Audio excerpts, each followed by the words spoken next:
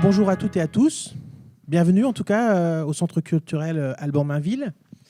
Donc moi je suis Olivier Noël, je suis le coordinateur du programme M Paris.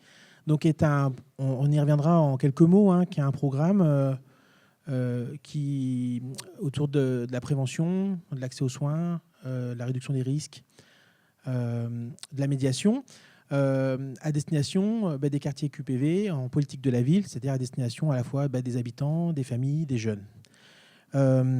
Donc on est bien aujourd'hui réunis autour de cette troisième plateforme. Donc la plateforme s'inscrit dans ce qu'on appelle pour nous la médiation, c'est-à-dire ce temps où on se retrouve entre acteurs des quartiers, associations, acteurs de la ville, spécialistes des enjeux de consommation et d'addiction, et on essaie de travailler ensemble sur la base des éclairages que nous apportent des experts, souvent universitaires, qui ont travaillé une question précise et qui viennent en tout cas nous livrer leurs réflexions et leurs analyses, quoi. Voilà.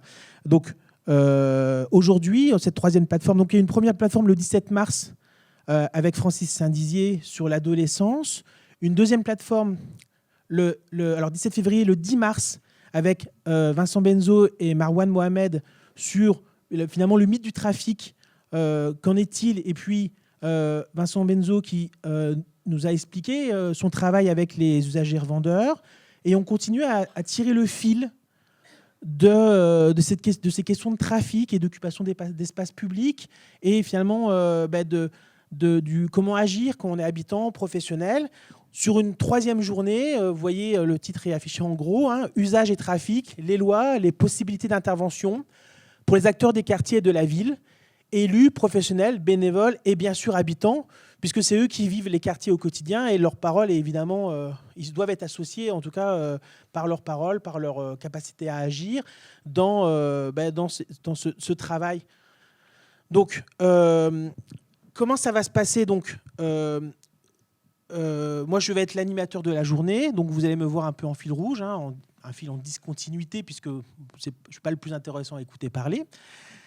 Quoi qu'il en soit, la journée sera introduite par Madame Martine Lacoste, donc directrice générale de l'association Clémence Isor, qui porte bien le programme M Paris, et puis qui est à l'origine, en tout cas, de ce travail de plateforme. Ensuite, nous allons avoir la chance d'écouter Yann Biziou, maître de conférence, Université Paul Valéry, Montpellier 3, sur loi à usage de drogue. Où en sommes-nous? Quelles conséquences pour les consommateurs? Quelle place pour la réduction des risques et des dommages? Et ensuite, nous aurons Véronique Garguil, psychologue en addictologie, centre hospitalier Charles Perrins, qui sera en conversation avec vous et avec Elisabeth Rossé, donc psychologue à Clémence Isor. À cette étape, on aura fini la matinée. Donc vous pourrez aller manger dans le quartier. Vous allez pouvoir profiter en tout cas des spécialités du quartier.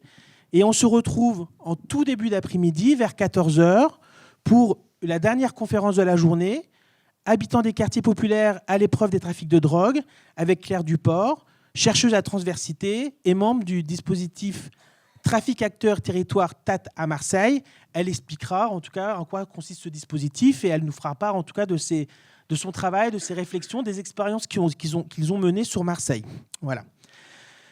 Avant de commencer, je tiens à remercier le Centre Alban Mainville, parce que déjà la salle est formidable et le centre culturel est déjà formidable. Il y a aussi la gentillesse du personnel qui nous a accueillis, qui met vraiment toutes les conditions en œuvre pour que tout se passe très bien. Voilà, donc en tout cas, je remercie les salariés depuis ce matin. Voilà. Et puis peut-être aussi j'excuse une bonne partie des services de la ville et de la métropole qui auraient dû venir ici, mais ils sont hélas retenus sur une réunion Proxima. Voilà. La date de ce séminaire interne porté par la DGS a été décidée après, pour nous, le lancement de cette plateforme. Donc en échange avec eux, ils nous ont proposé de maintenir quoi qu'il arrive. Donc c'est ce qu'on a fait, mais c'est ce qui explique que voilà, il y a des clubs de prévention, il y a des acteurs de la ville qui sont là, mais c'est vrai que beaucoup sont retenus, en tout cas par cette grande conférence, quoi. Voilà. Est-ce que ça va toujours? Vous avez envie de rester? Ça va? On ne sait jamais. Hein. Peut-être que quand ils m'écoutent, après, ils ont envie de partir. Et j'ai déjà produit cet effet-là. Il ne faut pas croire. Hein. Donc, dans ce cas-là, écoutez, je vais passer la voix, le micro à Martine Lacoste. Ouais, je sais. Ouais, mais c'est le micro symbolique. Voilà. Et ensuite, on écoutera Yann Biziou. Et je vous remercie et je vous dis à tout à l'heure.